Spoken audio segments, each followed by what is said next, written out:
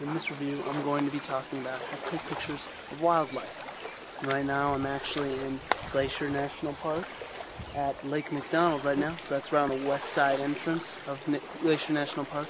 And the reason I'm doing a review like this in Glacier National Park is that national parks are a great place to find wildlife. Now, first thing that I want to do in this review is talk about the equipment that you might want to use in taking pictures of wildlife. Now, first off, before I even mention this, wildlife photography is actually a very expensive, very tedious, and probably one of the most difficult forms of photography. The equipment alone can be very expensive to buy. First, you're going to need a very fast camera. A compact camera won't do for most serious professional wildlife photography work. In my personal opinion, my personal camera, I use the Nikon D300, which shoots 8 frames per second with the MB-D10 attached to it, which is just fast enough to capture those action moments with wildlife. The prime lens that I use is a Nikon 70-200mm f-stop 2.8. It's a very fast lens, and you need very fast lenses, especially in those low light situations when wildlife tends to be more active.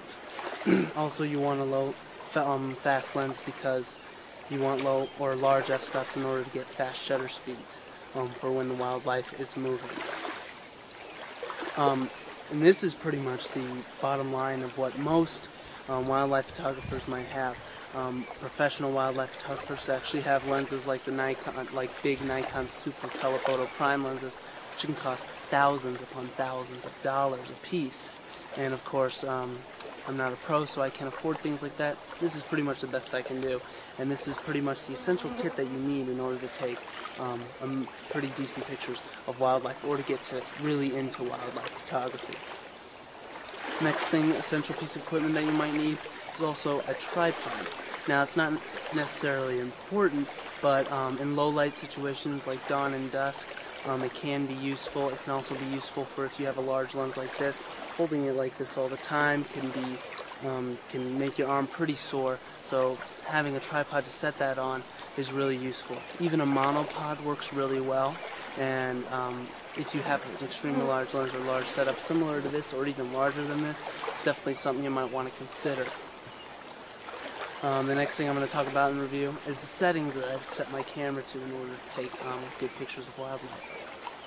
First things first, I set my camera, of course, to continuous shooting mode, which with the MB-D10 battery pack I can get 8 frames per second, which is pretty fast and definitely good for capturing wildlife.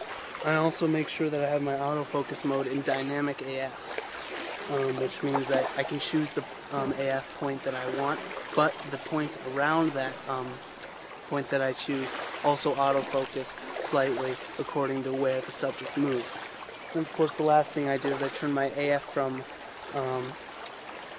to continuous autofocus, which means that it'll be continuously focusing as the animal moves. So as long as I have my finger down on the shutter, it'll always focus as the animal moves closer or further away. And of course, that's really useful because that way you don't have to constantly take your finger off and push again and again to get a new focus. As for shutter speed and f-stop are both very important. The mode that I like to use is Aperture priority mode, which is the A mode. And I like to set my f-stop usually to f-stop 4 or f-stop 8, depending on the light during the day and what time of day it is, or what kind of, whether or not I want background blur or background in focus.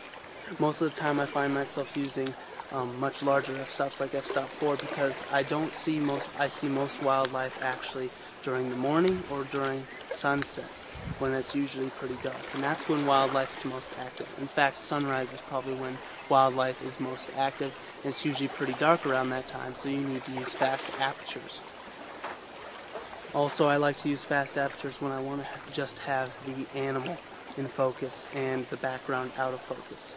Of course, during the day, like right now, it's about 4 o'clock in the day. It's pretty bright out, pretty sunny. It is possible to find wildlife if you're in the spot where wildlife is. You can definitely use larger or smaller f-stops like f-stop 8 and still get a pretty decent shutter speed. And of course, if I want the background in focus as well as the animal, I'll use a small f-stop like f-stop 8. Of course, however, you want to keep in mind when taking pictures of wildlife, especially with longer lenses and at longer focal lengths, I try to keep my shutter speed at least 1/200th of a second. So anything lower than that, I usually adjust my f-stop to either go above that shutter speed or to match that shutter speed. Of course, I can also adjust ISO to go above that shutter speed if I have to. Of course, in the daytime, though, I try to keep my ISO as low as possible. Most of the time, I use ISO 200 for wildlife, and that usually, in most lights, keeps me above 1/200th of a second, which is good enough for me. However, sometimes it does get dark enough, or it is dark enough to where I have to use maybe ISO 800 in order to accomplish that goal of getting at least 1/200th of a second shutter speed.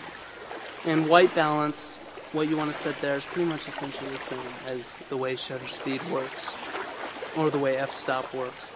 And what I mean by that is that it really depends on what time of day it is, whether it's cloudy or sunny.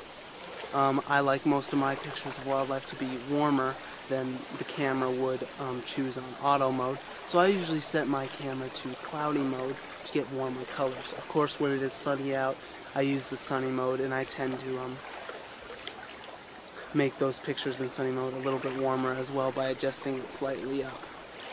Finally, you can use either mode, RAW or JPEG. It really doesn't matter. It depends on whether you like post-processing after you take the picture or whether or not you just like taking the picture and being done with it. I personally like to use JPEG because I'm not much of a post-processor kind of person. So what I do when I use JPEG is I set my picture mode to vivid, and I have the saturation a little up. I either keep it in the center where it is on the D300 or I put it one up. I don't need saturation to be too high or it looks a little unrealistic. Contrast, once again, it depends on what type of day it is. If it's pretty cloudy and shady, the contrast, I set it up a little bit higher, but not all the way up, not too high. And if it's actually really sunny out, you want to use a lot lower contrast. In fact, with the Nikon D300 and most other Nikon digital SLRs, it has a setting called active D-lighting.